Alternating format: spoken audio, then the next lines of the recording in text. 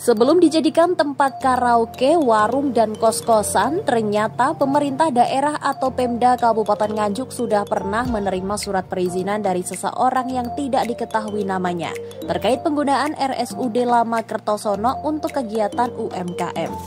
Suharono, Kepala Satpol PP Kabupaten Nganjuk mengatakan, izin itu ditolak karena nantinya lokasi tersebut kembali difungsikan sebagai rumah sakit. Ia melanjutkan, awalnya sesuai perizinan yang masuk Pemda, RSUD Lama akan diambil alih oleh warga dan difungsikan sebagai lokasi UMKM kuliner. Rencana dibuat UMKM, tapi terdapat hal yang beda dengan awal, pun sudah saya ingatkan karena ada laporan masyarakat. Ternyata sampai kemarin terjadi beberapa tokoh di sini.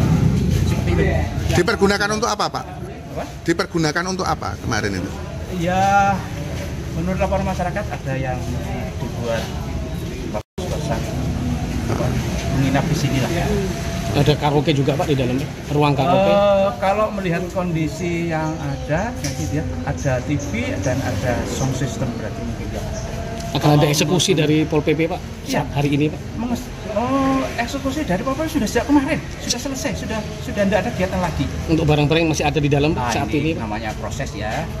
Calon pengelolanya kan sudah berusaha untuk membersihkan dan beberapa untuk memperbaiki lah, itu memerlukan proses. Nah, sebagai tanda itu, sebagai tanda pemerintah daerah ya yang memantau saat sekarang untuk bisanya menghimbau segera diambil.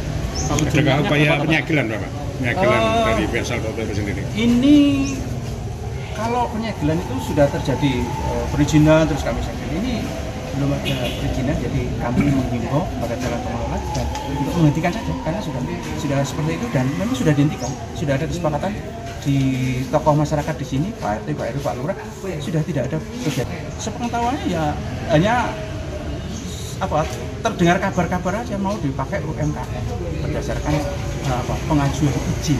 Ya. Tapi cuma izinnya enggak, maksud saya ini kan sempat kosong gitu, Pak. Kan sempat kosong, terus posisinya ada orang masuk memanfaatkan aset Pemda. Itu apakah ada persetujuan dari pihak pemerintah daerah atau seperti apa? Belum ada. Belum ada. Belum ada. Terus kok bisa masuk gimana, Pak? Ya kondisi seperti itu.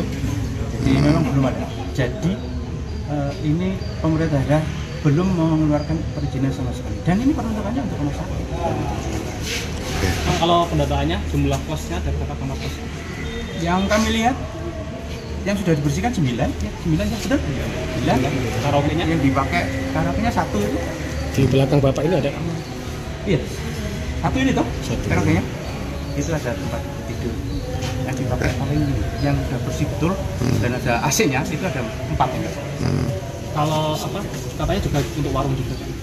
Iya, itu kalau kami lihat ada kopi renteng itu berarti warung lah. Gitu. Siap. Itu ya. Dan didampingi teman-teman dari Pak Satpol PP, Inspektorat dan Bapak Ibu Anggota Komisi 4, tentu kita hadir di sini karena dasar kita pertama dari laporan masyarakat.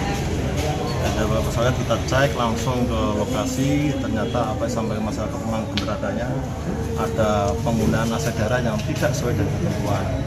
Tentu marwah kita di Kabupaten Nganjuk kita harus tetap kita jaga karena ini aset daerah.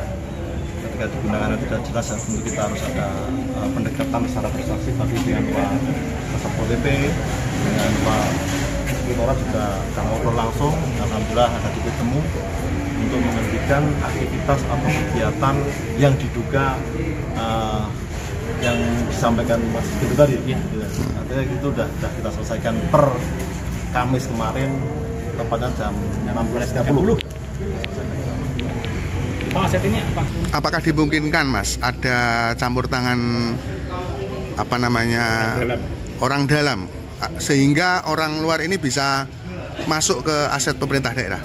Kita nggak bisa menentukan hal itu, yang pasti pemerintah daerah belum mengizinkan, belum ada izin yang turun di rumah sakit Lama Kertosono itu. Jadi mudah-mudahan tadi sudah kesepakatan, tentu dengan begitu semutnya semua duduk bareng dan ini alhamdulillah bisa terselesaikan barang ini. Saya juga ikut dari teman-teman media juga sama-sama ikut mengawasi, mengontrol kegiatan yang ada di aset daerah khususnya di Rumah Sakit Kertosono. Namun makin kesini ternyata disalahgunakan untuk hal lain. Parahnya lagi, aset milik Pemda Nganjuk ini digunakan untuk tempat karaoke berbayar, warung kopi, bahkan kos jam-jaman tanpa izin.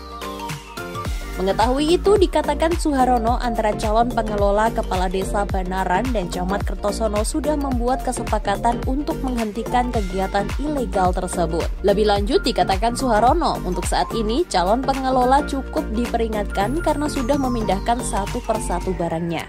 Selain itu, juga tidak akan ada penyegelan atau penutupan setelah kejadian ini, sebab sejak awal memang tidak ada perizinan penggunaan aset negara. Setelah sidak kedua yang dilakukan hari ini oleh Satpol PP, Inspektorat, para anggota DPRD Nganjuk Komisi 4, Camat Kertosono, dan Kepala Desa Banaran. Total ada 11 ruangan yang digunakan, 9 bekas rak kamar rawat jalan digunakan untuk kamar kos. 3 diantaranya sudah diisi fasilitas kasur, meja, tisu, AC, dan kamar mandi dalam. 1 ruangan besar digunakan untuk tempat karaoke dan 1 lagi untuk warung kopi. Izin itu sempat dinaikkan ke meja Pak Bupati oleh Pak Bupati, secara resmi telah ditolak, diturunkan untuk ditolak karena rumah sakit ini ada perencanaan di 2025 ini. Setelah kami cek dari alur proses penolakan maupun itu, ternyata di 2025 ini mau digunakan untuk pengembangan layanan rumah sakit jiwa, sehingga dalam jangka dekat insya Allah nanti akan segera dibersihkan, ditata untuk pelayanan layanan jiwa. Pak, apakah akan dilakukan audit terhadap aset-aset Pemda Ya, dengan pasti, kejadian ini, Pak? Dengan ini semuanya nanti pendataan aset-aset Pemda menjadi bagian yang terpenting, sehingga tidak akan terjadi kehilangan atau kerusakan terkait dengan aset-aset yang dimiliki oleh pemerintah daerah. Sekaligus bisa aset-aset itu bisa bermanfaat untuk masyarakat secara keseluruhan. Aturan untuk bisa menempati tanah aset Pemda sebenarnya itu bagaimana, Pak? Ya, yang pertama dalam proses izin dulu, Pak. Nah, proses izin itu pasti ada yang sifatnya adalah sewa, ada yang sifatnya itu adalah penggunaan. Nah, maka di situ dari izin itu menjadi bagian yang terpenting, pijakan bagaimana pemanfaatan tanah aset itu dan bagaimana sharing dan sebagainya. Nah, kalau kemarin yang izin itu dari mana, Pak? Yang penggunaan kuliner itu?